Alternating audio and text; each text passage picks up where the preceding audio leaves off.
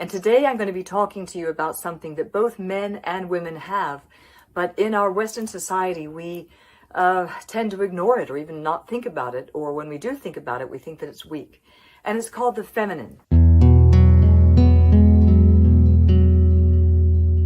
We don't have a word for it. In other cultures you call it yin or yang, or Shiva or Shakti, but we tend to say that either we think we're very much a mind culture, so therefore we think in our heads. We tend to treat our bodies like tools. We tend to treat the nature like something that serves us, as opposed to we serving it. And that's because we are a very masculine society, and that's why we're out of balance. So the feminine is a way that both men and women can come back into balance again. What is the feminine? The feminine isn't if I talk about the body, you have the inhale, which is masculine, taking in life, and you have exhale, which is surrendering to life. You have the masculine, which is the mind, how it thinks.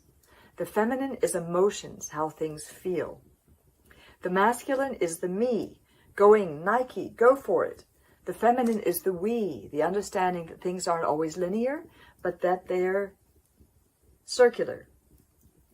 And so therefore, the mind tends to think of it's either you or me, right? Right or wrong.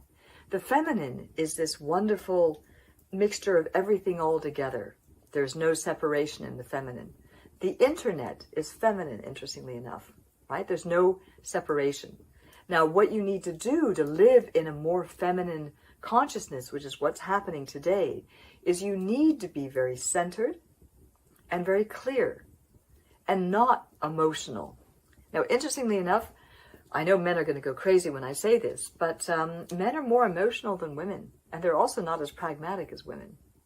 So women being centered in themselves and not losing themselves in the man will help the world be a better place.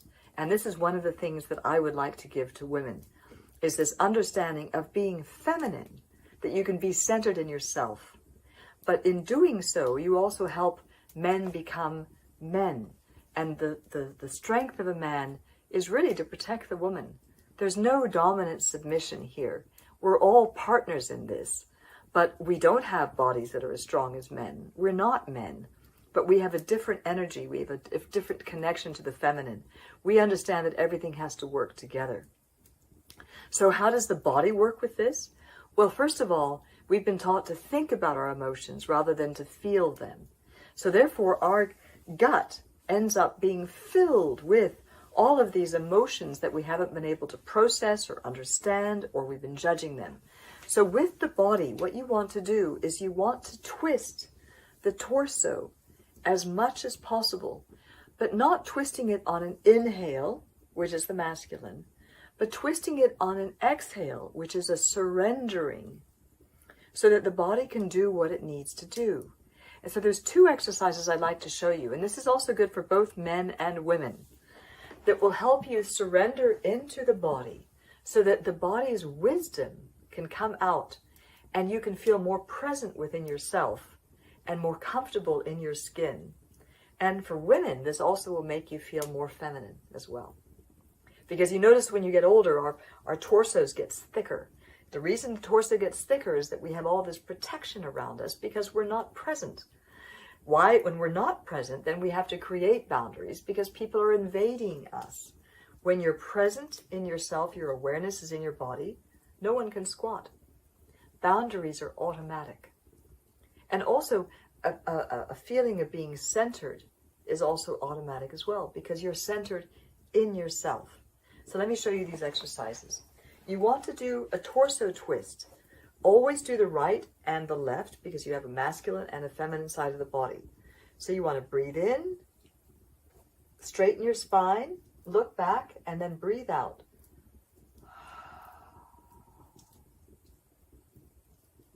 And you'll find that twist. You can do the other side. If you don't want to do it, if you have straight legs, you can also keep your legs straight. I'll back up so you can see it. And just move this way. Bring your other hand and twist and look backward.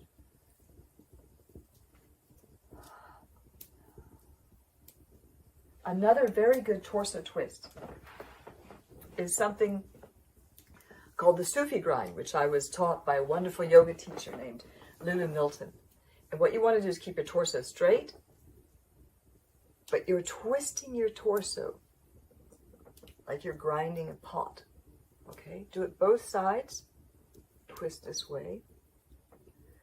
This will straighten your back. It's very good for back pain. Open your heart in the front and the back. There we go. These two poses, any type of twisting poses. Also, if you remember, I did this one. That's also very good. You want to twist your torso. And make sure when you're twisting your torso that you exhale and give the body a few minutes to relax. Also, you want to massage inside here as much as possible. And there's another thing here. The body has no shame, okay? So the body's going to do what it needs to do. It might poot, it might go gurgle, gurgle, it might blub. Let the body, you might be burping. Let the body do what it needs to do to be able to relax so that you can come more present in the body. And when you're relaxed here, you'll find that everything else balances out and you will feel more present. And this will help a lot. This is part of being feminine. This is part of being in your center of creativity.